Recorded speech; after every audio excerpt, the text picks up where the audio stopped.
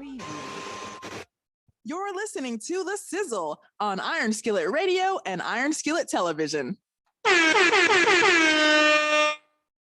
You know who it is. You know what it was. You know what it is. It's The Sizzle, always in the building, always in the area. It's The Sizzle, the hottest talk in the 219. We are the talk of the 219, and we're getting ready to talk about the Chicago Bears. Yes, again, we're bringing more Bear content to our fans who love Bear content. You know who's in the building. Rich Sizzle's here. I'm G Sizzle. But before we get started, let me do something. Let me say to you, if you have not liked, subscribed, or shared this content and this information, please do hit the like button. It's here, it's there, it's over there, it's over there. Just find it, hit that button, make sure that you give this a thumbs up, and make sure that you're sharing this information on all of your social media packages. Anywhere you are, there we are too. So if you need to find us, we're at hashtag Iron Skillet 219. You can find us there. Any of your podcasting, we're there. Any video, you know, right here, you're on YouTube, you know what we do. So listen, let's talk about the Bears. Let's get right into the Bears. Now, yesterday we talked about what we thought, we went through our top 10 of how we thought the draft was going to fall. But let's look specifically for the Bears. With however it goes, however the picks fall out for them. Rich, what is it that the Bears have to walk away from in this draft from day one, day two?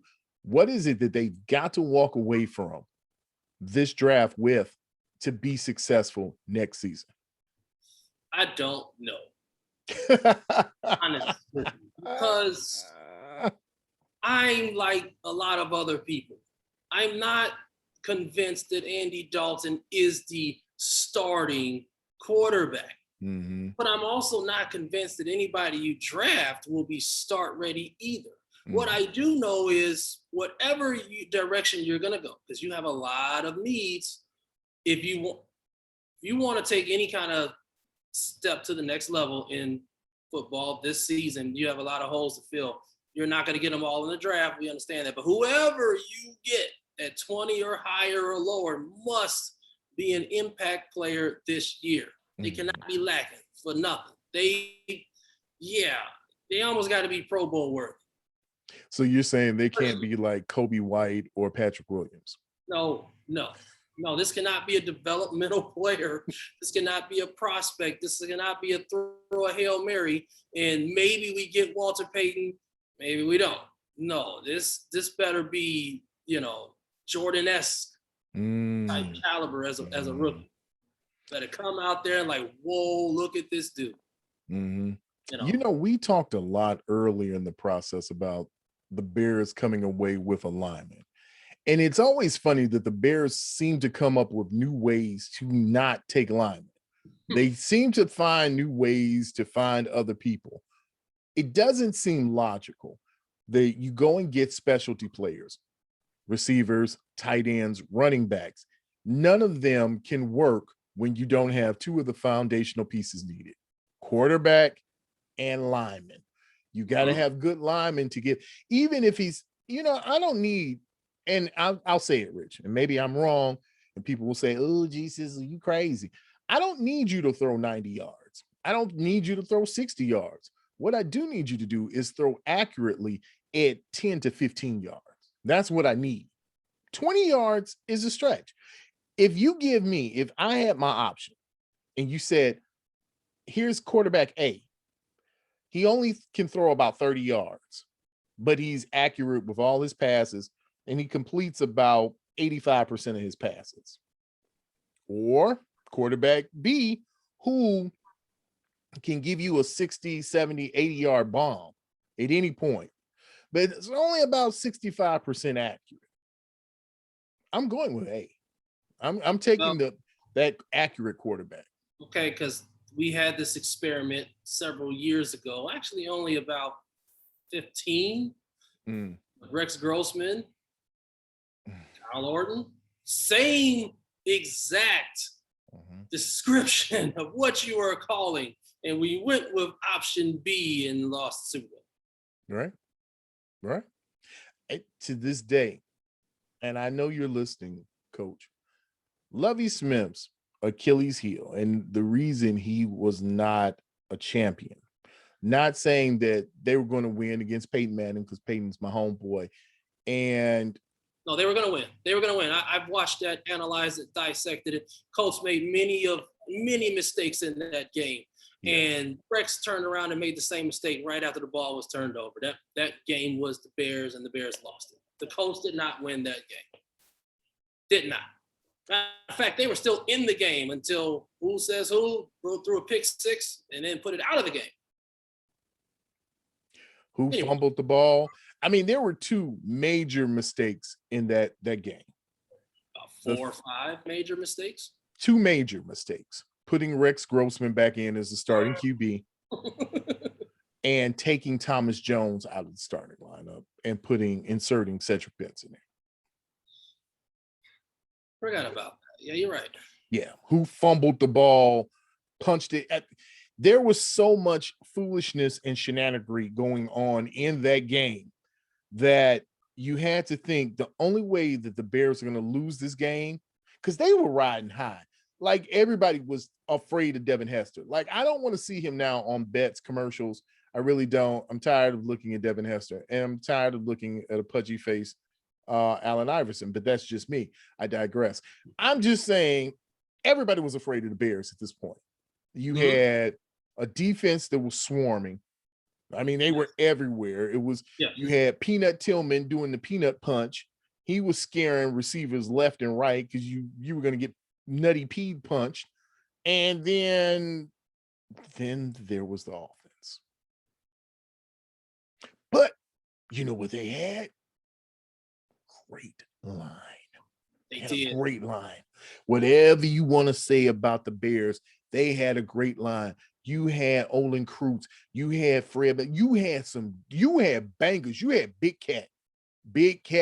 And if you don't know who James Big Cat, go look him up. Look up the real Big Cat. So coming back to what you were talking about, and we have all agreed that for some reason this draft, you don't have to wait far for that line, because what is being looked at, prospected, drafted extremely early are about 4 to 5 quarterbacks and 2 to 3 receivers. And the Bears sit perfectly at 20 if they don't go up to, which I'm not against, to go up to the next potentially,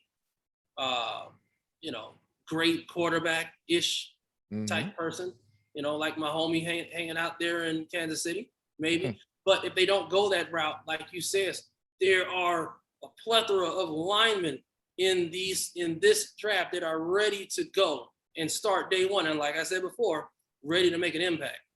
Right. And that's what you need. You need some tackles who are going to make an impact. If you get a left tackle, if you get a guy, you get a young man in, well, we'll develop him. This is not baseball. You don't have to send him to the minors and let him develop there for the go up through the A, triple A, double A, super A, cactus league, backdoor league. If you're going to take a left tackle, put him at left tackle. If you're going to take a right tackle, put him at right tackle. It's very simple. It's simple math to me. Now, I'm not running it, but I could run it. That's all I'm saying. Simple math. Yeah. Front line ready, day one. Yeah. And that's all you need. You just need some guys who are front line ready. You can't keep dealing in the bargain basement. It's like going to the used car place and saying, I'm going to get a used car that's going to be as good as a new one, and then wondering why it breaks down. Like, man, my car ain't doing what it's supposed to be doing. I just got it yesterday, but my check engine light came on. I don't even know why. That's because you keep shopping down at the 5th and the 6th round picks to get your starting lineman. No, there's a reason why they're down in the 5th and 6th round, because they suck. They're terrible. And you can't keep putting them there unless you suck. And then that makes you terrible. That's just my rant for the day. Yeah. And there's a reason why historically these linemen have been drafted first 10 spots, because like you said, you need them.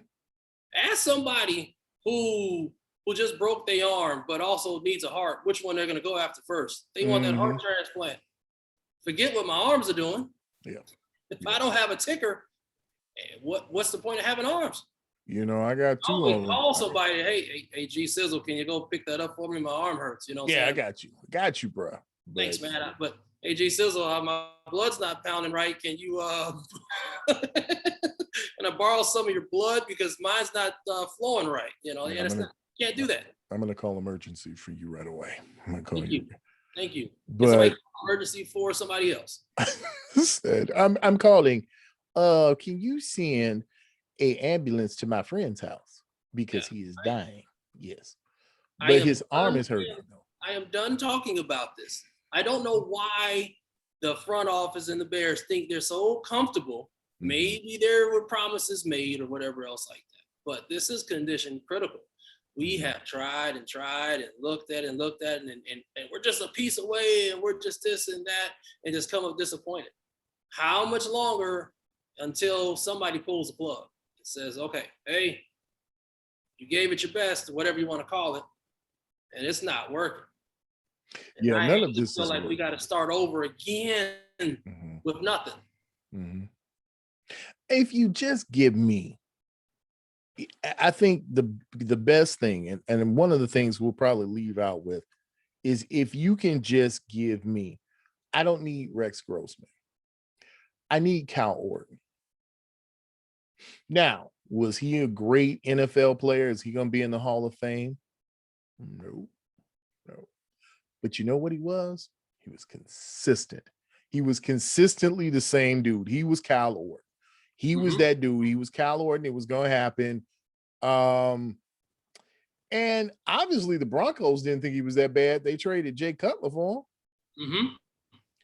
Jay Cutler with the great arm, one of the greatest Chicago Bears quarterbacks of all time. I mean, statistically, Jay Cutler is probably the best quarterback the Bears have ever had. And that speaks volumes. But if you look at Jay Cutler's numbers, though, all jokes aside, you look at Jay Cutler's numbers, I want to say his numbers put him better than everybody in his category, but he still sucked. I mean, it was not great. Here's my argument. This is my Jay Sizzle argument when it comes with Dan Marino. Jay Cutler has a lot of numbers because Jay Cutler threw the ball all the time. Okay. I mean, so yeah, Dan Marino still holds 7 out of 9 NFL records because he threw the ball billions of times. And by the way, Jay Sizzle, just as a reminder, there are 2 players this season that are going to surpass. Well, no, one has already, which is Matt Ryan and Ben Roethlisberger.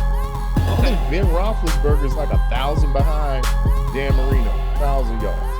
He'll do that probably by the midway of the season. So, anyway, moving right along, I just want to say. Wait. You can't say Dan Marino sucks and talking about Jay Cutler, okay? Dan Marino never had this lineup for people to throw to. He never had a Martellus Bennett, Brian. Or Alshon Jeffrey. And opposite Brandon Marshall. All on the field at the same time with a better than average line. He couldn't get the job done. Don't say it was because the defense sucked. It may have, but there are other teams around the league now whose defense also sucks, but their offense was able to get it done. And outside of the Kansas City Flyer, I think on those teams with him was outside of Walter, outside of Gale, the third greatest Bears running back was on those teams. Matt Forte. Yes. I forgot about that. Let me introduce Matt Forte, who actually ran and caught very well. You can argue put him in the slot. You could put him in the slot. Greatest running back the Bears have ever had. And the first 2 are just untouchable anyway. Right. Shrines, Hall of Famers. Yeah, they're untouchable. So yeah, that's what I'm saying. So Matt Forte is the best ungodly running back the Bears have ever had. And if they had done him right, he might have actually made godly like status.